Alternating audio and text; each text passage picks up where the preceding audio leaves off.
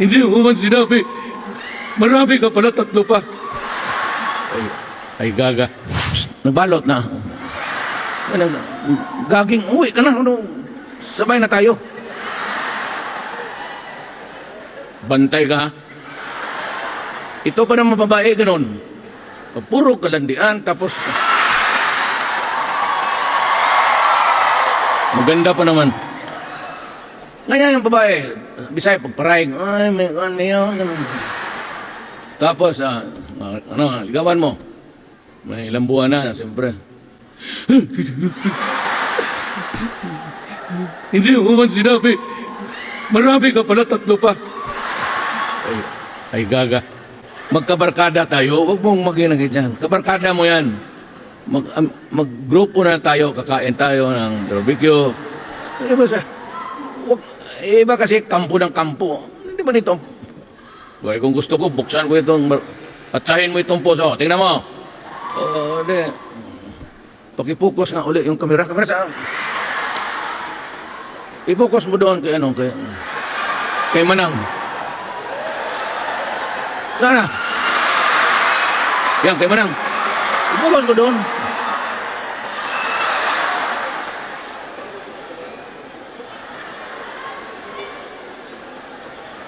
Manang,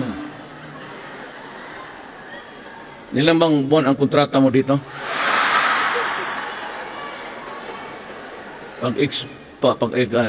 Pag-expire, umuwi ka na. Alam mo naman kung saan yung Pasig, no? Sa tabi ng Pasig yung opisina, maliit lang. Hindi man ako natutulog dyan sa opisina ko kasi ang inang yung nandyan sa ano? Yung building na malaki. Mga walang hiya ang multo dyan, baski araw.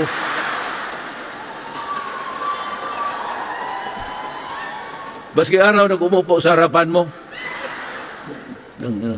Klasik-klasik tumira dyan mga Espanyol. Nandyan pa yung where the mother of Rizal knelt down before the Spanish authorities begging for the life of Rizal. So yan lang para sa akin ang mahalaga dyan. Yung iba wala na. I mean, to me, it's the most sacred place sa Malacanang. Yung iba wala na. Pero, alam mo na. Kumusta si Papa? Lala? Hindi yung Papa. Iba man yung Papa kaya. Alam mo na. Yung Papa, makausap ko lang naman in advance. I-text mo si Mama, ha? Sabihin mo baka magkaroon ka ng son-in-law na